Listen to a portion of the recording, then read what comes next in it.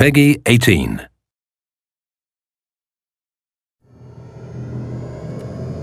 Blowing stuff up and hitting the authority where it hurts.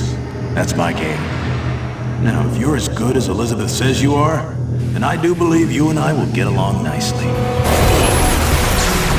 With Rage, we've blown out the experience. We have a much larger world. We have very unique environments. We have various gameplay experiences. Rage is more than just a first-person game. It's a complete experience.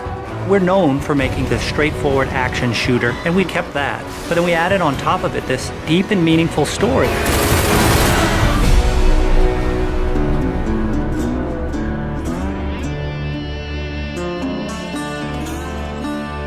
So the story of Rage. We had the setting, we knew we wanted to have it on Earth, then we had to decide how we would destroy the planet. And we actually found that there's a real asteroid, which is called Apophis, which will pass by the planet around 2036.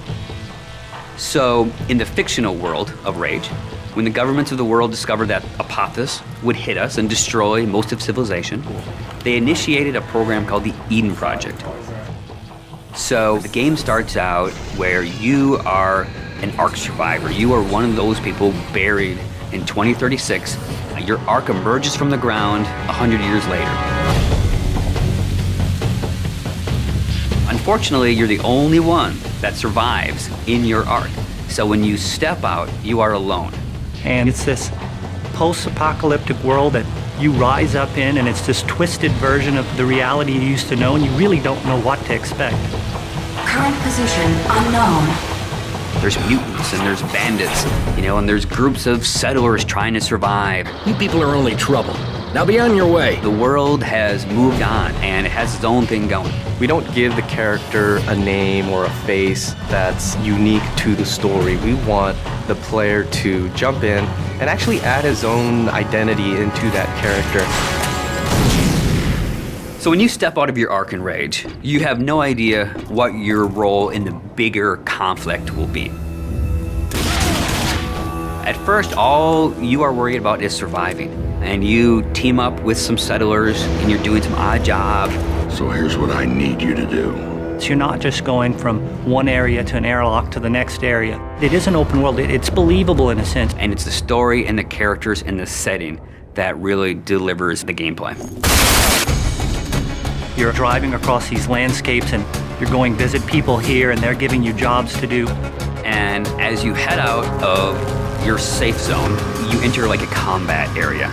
So you may find a handful of bandits with rocket launchers mounted on their cars. And as a player, if you wish to engage them, you can. If you wish to try to run and gun and get out of there, you can. Then the story starts unfolding, and you realize that these warring bandit clans, they all occupy a certain area of the wasteland. They own it. They'll attack you if you go in there and you don't look right.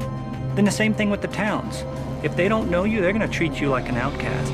Well, will you look here? A new face, a new body.